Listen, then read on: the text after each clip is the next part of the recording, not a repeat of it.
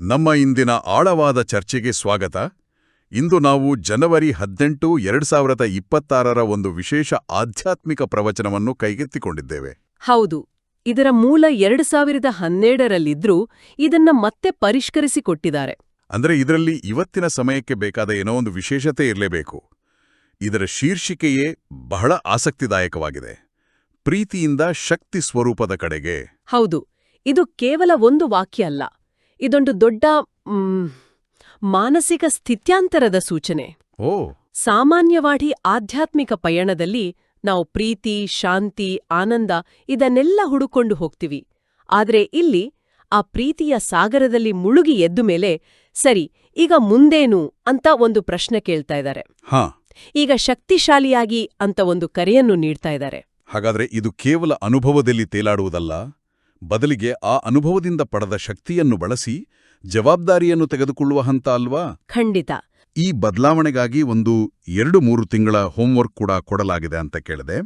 ಹಾಗಾದ್ರೆ ಈ ಪ್ರೀತಿಯ ಸ್ಥಿತಿಯಿಂದ ಶಕ್ತಿಯ ಸ್ವರೂಪಕ್ಕೆ ಜಿಗಿಯುವುದು ಹೇಗೆ? ಬನ್ನಿ ಇದನ್ನು ಸ್ವಲ್ಪ ಬಿಡಿಸಿ ನೋಡೋಣ. ಖಂಡಿತ. ಈ ಪ್ರವಚನದ ಆರಂಭದಲ್ಲಿ ಒಂದು ವಿಚಿತ್ರವಾದ ಮಾತು ಬರುತ್ತೆ. ಎಲ್ಲರೂ ಪ್ರೀತಿಯ ಮಿಲನವನ್ನ ಆಚರಿಸ್ತಾ ಇದ್ರೆ ಬಾಬಾ ಆ ದಿನವನ್ನ ಕೇವಲ ಪ್ರೀತಿಯ ದಿನ ಅಂತ ಹೇಳಲ್ಲ. ಅದನ್ನ ರಾಜತಿಲಕದ ದಿನ ಅಂತ ಕರೀತಾರೆ. ಅದು ಮಾಲೀಕತ್ವದ ತಿಲಕ ಅಂತ. ಪ್ರೀತಿಗೂ ಮಾಲೀಕತ್ವಕ್ಕೂ ಏನು ಸಂಬಂಧ? ಇದು ಸ್ವಲ್ಪ ಗೊಂದಲ ಅನ್ಸುತ್ತೆ. ನೀವು ಕೇಳಿದ ಪ್ರಶ್ನೆಯೇ ಈ ಇಡೀ ಚರ್ಚೆಯ ತಿರುಳು. ಇಲ್ಲಿವರೆಗೂ ಬಾಲಕರಾಗಿ ಪ್ರೀತಿಯನ್ನ ಸ್ವೀಕರಿಸುತ್ತಿದ್ದ ಸ್ಥಿತಿಯಿಂದ ಈಗ ಮಾಲೀಕರಾಗಿ ಜವಾಬ್ದಾರಿಯನ್ನ ತೆಗೆದುಕೊಳ್ಳುವ ಸಮಯ ಬಂದಿದೆ ಅಂತ ಹೇಳ್ತಾ ಇದ್ದಾರೆ. ಓ, ಹಾಗೆ. ಅಂದ್ರೆ ಬಾಬಾ ತಮ್ಮನ್ನ ತೆರೆಮರೆಯಲ್ಲಿಟ್ಟು ಮಕ್ಕಳನ್ನ ವಿಶ್ವದ ವೇದಿಕೆಯ ಮೇಲೆ ಮುಂದೆ ತರ್ತಾ ಇದ್ದಾರೆ. ಇದು ಒಂದು ಮಾನಸಿಕ ಪ್ರಮೋಷನ್ ಇದ್ಹಾಗೆ. ಮಾನಸಿಕ ಪ್ರಮೋಷನ್, ವಾವ್, ಅದ್ಭುತವಾದ ಪದ. ಹೌದು, ಜವಾಬ್ದಾರಿಯನ್ನ ಸ್ವೀಕರಿಸುವವರೇ ಮಾಲೀಕರು. ಇದು ಕೇವಲ ಆಧ್ಯಾತ್ಮಿಕ ಪ್ರಗತಿಯಲ್ಲ, ಇದು ನಮ್ಮ ಮನಸ್ಥಿತಿಯಲ್ಲಿ ಆಗ್ಬೇಕಾದ ಒಂದು ದೊಡ್ಡ ಜಿಗಿತ. ಸರಿ. ಅಂದ್ರೆ ಇಷ್ಟು ದಿನ ಪ್ರೀತಿಯನ್ನ ಅನುಭವಿಸಿದ್ದಾಯ್ತು. ಈಗ ಆ ಪ್ರೀತಿಯ ಆಧಾರದ ಮೇಲೆ ಜಗತ್ತಿನ ಜವಾಬ್ದಾರಿ ತೆಗೆದುಕೊಳ್ಳುವ ಸಮಯ. ಅದಕ್ಕಾಗಿಯೇ ಇರಬೇಕು. ಎಲ್ಲರ ಸೇವೆಯನ್ನ ಶ್ಲಾಘಿಸಿದ ನಂತರವೂ ಈಗ ಮುಂದೆ ಏನು ಮಾಡಬೇಕು ಅಂತ ಒಂದು ಪ್ರಶ್ನೆ ಮುಂದಿಟ್ಟಿದ್ದಾರೆ. ಹೌದು. ಅಂದ್ರೆ ಯಶಸ್ಸಿನಲ್ಲೇ ತೃಪ್ತರಾಗಿ ಕೂರ್ಬೇಡಿ ಅನ್ನೋ ಎಚ್ಚರಿಕೆ ಇದು. ಖಂಡಿತವಾಗಿಯೂ. ಮತ್ತು ಉತ್ತರ ತುಂಬಾ ಸ್ಪಷ್ಟವಾಗಿದೆ. ಸೇವೆಯ ಜೊತೆಲೇ ಈಗ ಪ್ರತಿಯೊಬ್ಬರೂ ಬ್ರಹ್ಮಬಾಬಾರಂತೆ ಫರಿಷ್ಠಾ ಆಗಬೇಕು. ಫರಿಷ್ಠಾ ಅಂದ್ರೆ ಕೇವಲ ಬಿಳಿ ಬಟ್ಟೆ ಹಾಕಿದವರಲ್ಲ, ಬದಲಿಗೆ ಜವಾಬ್ದಾರಿಗಳ ಭಾರದ ನಡುವೆಯೂ ಹಗುರವಾಗಿರುವವರು. ನೀರಿನಲ್ಲಿ ಕಮಲವಿದ್ರೂ ನೀರು ಅಂಟದ ಹಾಗೆ, ಸಂಸಾರದಲ್ಲಿದ್ರೂ ಅದರ ಜಂಜಾಟಗಳಿಂದ ನಿರ್ಲಿಪ್ತರಾಗಿರುವ ಸ್ಥಿತಿ. ಆದರೆ ಇದು ಕೇಳೋಕೆ ಬಹಳ ಸುಲಭ. ಪ್ರಾಕ್ಟಿಕಲ್ ಆಗಿ ನಮ್ಮ ದಿನನಿತ್ಯದ ಜೀವನದ ಒತ್ತಡಗಳಲ್ಲಿ, ಆಫೀಸ್ನ ಟೆನ್ಷನ್, ಮನೆಯ ಜವಾಬ್ದಾರಿಗಳ ಮಧ್ಯೆ ಈ ಫರಿಷ್ಠಾ ಸ್ಥಿತಿಯನ್ನ ತಲುಪುವುದು ಹೇಗೆ?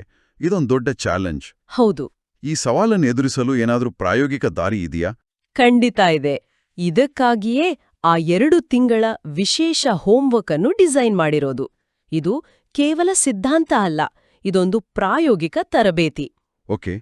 ಇದರ ಮೊದಲ ಭಾಗವೇ ಅತ್ಯಂತ ಮಹತ್ವದ್ದು. ಮನಸ್ಸಿನ ವ್ಯರ್ಥ ಸಂಕಲ್ಪ ಮತ್ತು ವ್ಯರ್ಥ ಸಮಯವನ್ನು ಉಳಿತಾಯ ಮಾಡುವುದು. ವ್ಯರ್ಥ ಸಂಕಲ್ಪ, ಅಬ್ಬಾ, ನಾವೆಲ್ಲರೂ ಇದರ ಬಲಿಪಶುಗಳು. ಒಂದು ನೆಗೆಟಿವ್ ಯೋಚನೆ ಬಂದ್ರೆ ಸಾಕು, ಅದು ನಮ್ಮ ಇಡೀ ದಿನದ ಶಕ್ತಿಯನ್ನೇ ಹೀರಿಬಿಡುತ್ತೆ. ನಿಜ. ಆದ್ರೆ ಇದನ್ನ ಉಳಿತಾಯ ಮಾಡುವುದರ ಹಿಂದಿನ ದೊಡ್ಡ ಉದ್ದೇಶ ಏನು? ಇದರ ಹಿಂದಿನ ದೊಡ್ಡ ಉದ್ದೇಶ ಮನಸಾ ಸೇವೆಗೆ ಸಿದ್ಧರಾಗುವುದು. ಮನಸಾ ಸೇವೆ, ಅದನ್ನ ಸ್ವಲ್ಪ ವಿವರಿಸ್ಬೋದಾ? ಖಂಡಿತ. ಮನಸಾ ಸೇವೆ ಅನ್ನೋ ಪದವನ್ನ ನಾವೆಲ್ಲರೂ ಕೇಳಿರ್ತೀವಿ, ಆದ್ರೆ ಅದರ ಆಳವನ್ನ ಅರ್ಥ ಮಾಡ್ಕೊಳ್ಬೇಕು. ಮನಸಾ ಸೇವೆ ಅಂದ್ರೆ ಏನನ್ನೂ ಮಾತನಾಡದೆ, ಎಲ್ಲಿಗೂ ಹೋಗದೆ, ನಮ್ಮ ಶಕ್ತಿಶಾಲಿ ಮತ್ತು ಶುದ್ಧ ಸಂಕಲ್ಪಗಳ ಮೂಲಕ, ನಮ್ಮ ವೈಬ್ರೇಷನ್ಸ್ ಮೂಲಕ ಜಗತ್ತಿಗೆ ಸೇವೆ ಮಾಡೋದು. ಒಂದು ಉದಾಹರಣೆ ಕೊಡ್ಬೋದಾ? ಖಂಡಿತ. ನಿಮ್ಮ ಆಫೀಸ್ನಲ್ಲಿ ಒಬ್ಬರು ಸಹೋದ್ಯೋಗಿ ಬಹಳ ಒತ್ತಡದಲ್ಲಿದ್ದಾರೆ ಅಂದ್ಕೊಳ್ಳ, ನೀವು ಅವರ ಹತ್ರ ಹೋಗಿ ಉಪದೇಶ ಕೊಡೋ ಬದ್ಲು ನಿಮ್ಮ ಜಾಗದಲ್ಲೇ ಕೂತು 1 ನಿಮಿಷ ಅವರ ಆತ್ಮವು ಶಾಂತವಾಗಲಿ, ಅವರಿಗೆ ದೈವಿ ಶಕ್ತಿ ಸಿಗಲಿ ಅಂತ ಮನಸ್ಸಿನಿಂದ ಶುಭ ಹಾರೈಕೆಗಳನ್ನ ಕಳಿಸೋದು. ಇದಕ್ಕೆ ಯಾವುದೇ ಖರ್ಚಿಲ್ಲ, ಸಮಯವೂ ಹೆಚ್ಚು ಬೇಕಿಲ್ಲ. ಆದ್ರೆ ನಮ್ಮ ಮನಸ್ಸಿನಲ್ಲೇ ವ್ಯರ್ಥ ಸಂಕಲ್ಪಗಳ ಟ್ರಾಫಿಕ್ ಜಾಮ್ ಆಗಿದ್ರೆ ನಾವು ಬೇರೆಯವರಿಗೆ ಏನು ಕೊಡೋಕ್ ಸಾಧ್ಯ? ಸರಿ ಸರಿ. ನಮ್ಮ ರೇಡಿಯೋ ಸ್ಟೇಷನ್ನಲ್ಲೇ ಗದ್ದಲವಿದ್ರೆ ನಾವು ಸ್ಪಷ್ಟವಾದ ಸಂದೇಶವನ್ನ ಪ್ರಸಾರ ಮಾಡೋಕೆ ಹೇಗೆ ಸಾಧ್ಯ? ಸರಿಯಾದ ಮಾತು. ಮೊದಲು ನಮ್ಮ ಮನಸ್ಸನ್ನ ನಾವು ನಿಯಂತ್ರಿಸಬೇಕು. ಅದಕ್ಕಾಗಿಯೇ 2 ತಿಂಗಳ ಚಾರ್ಟ್ ಇಟ್ಕೊಂಡು ಮನಸ್ಸಿನ ಮೇಲೆ ರೂಲಿಂಗ್ ಮತ್ತೆ ಕಂಟ್ರೋಲಿಂಗ್ ಶಕ್ತಿಯನ್ನ ಬೆಳೆಸ್ಕೊಳ್ಳೋಕ್ ಹೇಳಿದ್ದಾರೆ. ಮನಸ್ಸನ್ನು ಗೆದ್ದರೆ ಜಗತ್ತನ್ನು ಗೆಲ್ಲಬಹುದು ಅನ್ನೋ ಮಾತಿಗೆ ಇದೊಂದು ಪ್ರಾಕ್ಟಿಕಲ್ ಹೆಜ್ಜೆ. ಇದು ನಮ್ಮ ಆಂತರಿಕ ಪ್ರಪಂಚದ ಮಾತು. ಆದರೆ ನಮ್ಮ ಆಲೋಚನೆಗಳು ಕರ್ಮವಾಗಿ ಹೊರಬರೋದೇ ನಮ್ಮ ಇಂದ್ರಿಯಗಳ ಮೂಲಕ ಅಲ್ವಾ? ಹಾಗಾದ್ರೆ ಈ ಇಂದ್ರಿಯಗಳ ಮೇಲೆ ಅಧಿಕಾರ ಸಾಧಿಸೋ ಬಗ್ಗೆ ಏನಾದರೂ ಹೇಳಲಾಗಿದ್ಯಾ? ಅದೇ ಬಹುಶಃ ಹೋಮ್ವರ್ಕ್ನ 2ನೇ ಭಾಗ. ಹೌದು, ನೀವು ಸರಿಯಾದ ಕಡೆಗೆ ಬಂದಿದ್ದೀರಿ. ಹೋಮ್ವರ್ಕ್ನ 2ನೇ ಭಾಗ ಡಬಲ್ ರಾಜ ಆಗೋದು. ಡಬಲ್ ರಾಜ. ಹೌದು, ಒಂದು ಸ್ವರಾಜ್ಯ ಅಧಿಕಾರಿ ಮತ್ತಿನ್ನೊಂದು ಭವಿಷ್ಯದ ರಾಜ್ಯಾಧಿಕಾರಿ. ಇಲ್ಲಿ ಸದಾ ಸ್ವರಾಜ್ಯ ಅಧಿಕಾರಿ ಆಗೋದ್ರ ಮೇಲೆ ಬಹಳಷ್ಟು ಒತ್ತು ನೀಡಲಾಗಿದೆ. ಈ ಸ್ವರಾಜ್ಯ ಅಧಿಕಾರಿ ಅನ್ನೋ ಕಾನ್ಸೆಪ್ಟನ್ನ ಸ್ವಲ್ಪ ವಿವರಿಸ್ಬೋದಾ? ಸ್ವರಾಜ್ಯ ಅಧಿಕಾರಿ ಅಂದ್ರೆ ನಮ್ಮ ಕರ್ಮೇಂದ್ರಿಯಗಳಾದ ಕಣ್ಣು, ಕಿವಿ, ಬಾಯಿ ಇತ್ಯಾದಿಗಳ ಮೇಲೆ ಸಂಪೂರ್ಣ ಅಧಿಕಾರ ಹೊಂದುವುದು. ಹಳೆಯ ಉದಾಹರಣೆ ಅಂದ್ರೆ ಕಾರಿನ ಡ್ರೈವರ್ ನಾವಾಗಿರ್ಬೇಕು, ಕಾರು ನಮ್ಮ ಡ್ರೈವರ್ ಆಗ್ಬಾರ್ದು ಅಂತ. ಅದೇ ಇವತ್ತಿನ ಕಾಲಕ್ಕೆ ಇದನ್ನ ಅನ್ವಯಿಸೋದಾದ್ರೆ ಇದರರ್ಥ ನಮ್ಮ ಸ್ಮಾರ್ಟ್ಫೋನ್ ಮೇಲೆ ಅಧಿಕಾರ ಹೊಂದುವುದು. ಓ, ಇದು ಬಹಳ ಇಂಟ್ರೆಸ್ಟಿಂಗ್ ಆಗಿದೆ. ವಿವರಿಸಿ. ನೋಡಿ, ಒಂದು ನೋಟಿಫಿಕೇಶನ್ ಬಂದ ತಕ್ಷಣ ಫೋನ್ ಎತ್ಕೊಳ್ಬೇಕಾ ಅಥವಾ ನನ್ನ ಕೆಲ್ಸ ಮುಗಿದ ಮೇಲೆ ನೋಡ್ಬೇಕಾ, ಆ ನಿರ್ಧಾರ ನಮ್ ಕೈಯಲ್ಲಿದ್ರೆ ನಾವು ಸ್ವರಾಜ್ಯ ಅಧಿಕಾರಿ. ಸರಿ. ಇಲ್ಲದಿದ್ರೆ ನಮ್ಮ ಫೋನೇ ನಮ್ಗೆ ಮಾಲೀಕ. ಯಾರಾದ್ರೂ ಏನಾದ್ರೂ ಹೇಳಿದ್ರೆ ಅದಕ್ಕೆ ತಕ್ಷಣ ಪ್ರತಿಕ್ರಿಯೆ ನೀಡ್ಬೇಕಾ ಅಥವಾ ಶಾಂತವಾಗಿ ಯೋಚಿಸಿ ಉತ್ತರ ಕೊಡ್ಬೇಕಾ? ಈ ಆಯ್ಕೆ ನಮ್ಮ ಕೈಯಲ್ಲಿದ್ರೆ ನಾವು ರಾಜ, ಇಲ್ಲದಿದ್ರೆ ನಾವು ಪ್ರಜೆ. ವಾವ್.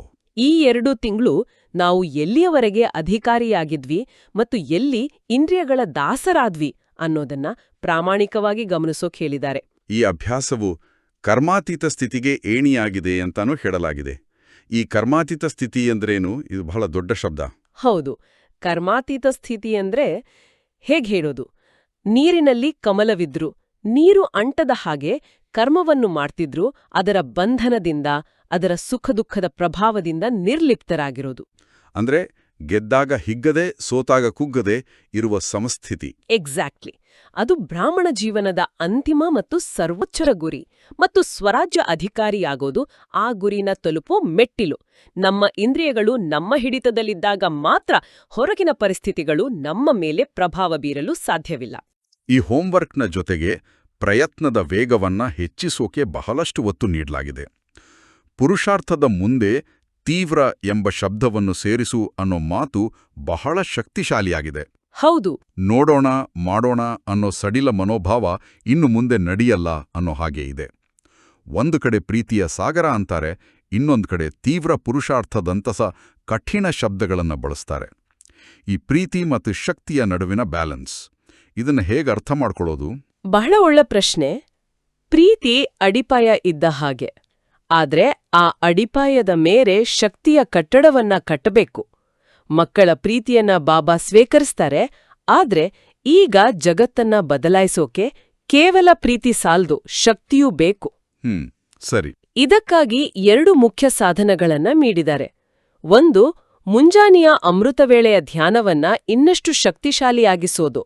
ಎಲ್ಲರೂ ಕೂರ್ತಾರೆ, ಆದ್ರೆ ಆ ಏಕಾಗ್ರತೆ, ಆ ಶಕ್ತಿಶಾಲಿ ವಾತಾವರಣ ಅದು ಇನ್ನಷ್ಟು ಆಳವಾಗಿರ್ಬೇಕು ಅಂತ ಹೇಳಿದ್ದಾರೆ. ಮತ್ತು 2ನೇ ಸಾಧನ ಜ್ವಾಲಾಮುಖಿ ಯೋಗ. ಈ ಪದವೇ ಒಂದು ಶಾಕ್ ಕೊಡುತ್ತೆ. ಸಾಮಾನ್ಯವಾದಿ ಯೋಗ ಅಂದ ತಕ್ಷಣ ನಮಗೆ ಶಾಂತಿ, ಸಮಾಧಾನ ನೆನಪಾಗುತ್ತೆ. ಆದ್ರೆ ಜ್ವಾಲಾಮುಖಿ ಯೋಗ ಅಂದ್ರೆ ಏನು? ಹೌದು. ಸಾಮಾನ್ಯ ಯೋಗಕ್ಕೂ ಇದಕ್ಕೂ ಏನು ವ್ಯತ್ಯಾಸ? ಜ್ವಾಲಾಮುಖಿ ಯೋಗ ಹೆಸರೇ ಸೂಚಿಸೋ ಹಾಗೆ ಇದು ಅತ್ಯಂತ ತೀವ್ರ ಮತ್ತು ಶಕ್ತಿಶಾಲಿ ಯೋಗ.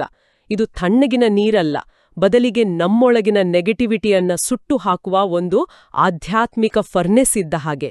ಓ. ಸಾಮಾನ್ಯ ಯೋಗದಲ್ಲಿ ನಾವು ಶಾಂತಿ ಮತ್ತು ಪ್ರೀತಿಯನ್ನ ಅನುಭವಿಸ್ತೀವಿ, ಅದು ಒಳ್ಳೆಯದೇ.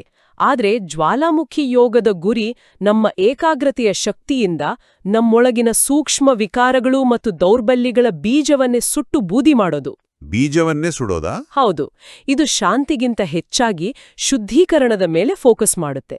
ಈಗ ಸಮಯ ಕಡಿಮೆ ಇರೋದ್ರಿಂದ ಮತ್ತು ವಾಯುಮಂಡಲದ ನಕಾರಾತ್ಮಕತೆಯನ್ನ ಶುದ್ಧೀಕರಿಸಲು ಇದು ಅವಶ್ಯಕ. ಈ ಕಠಿಣ ಪ್ರಯತ್ನದಲ್ಲಿ ನಾವು ಒಂಟಿಯಲ್ಲ, ಬಾಬಾರವರ ಸಹಾಯದ ಭರವಸೆಯೂ ಇದೆಯಲ್ವಾ? ಖಂಡಿತ.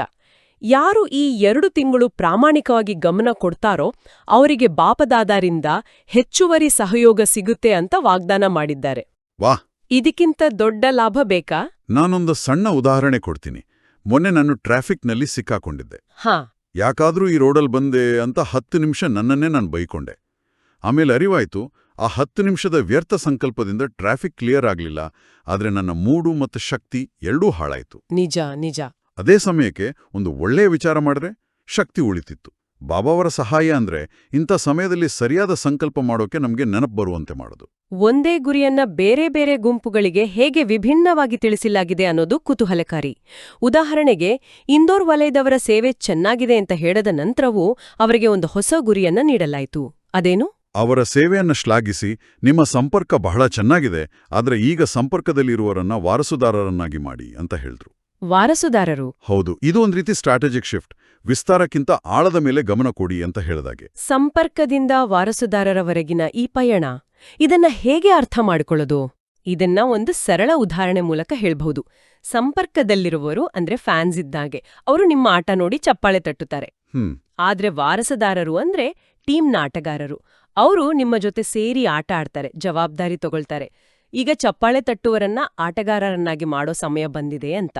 ಓ, ಅಂದ್ರೆ ಕೇವಲ ಪ್ರಶಂಸಕರ ಸಂಖ್ಯೆಯನ್ನ ಹೆಚ್ಚಿಸೋದಲ್ಲ, ಬದಲಿಗೆ ಹೌದು, ಈ ಧ್ಯೇಯವನ್ನ ಮುಂದೆ ಕೊಂಡೊಯ್ಯುವ ನಾಯಕರನ್ನ ಸಿದ್ಧಪಡಿಸೋದು.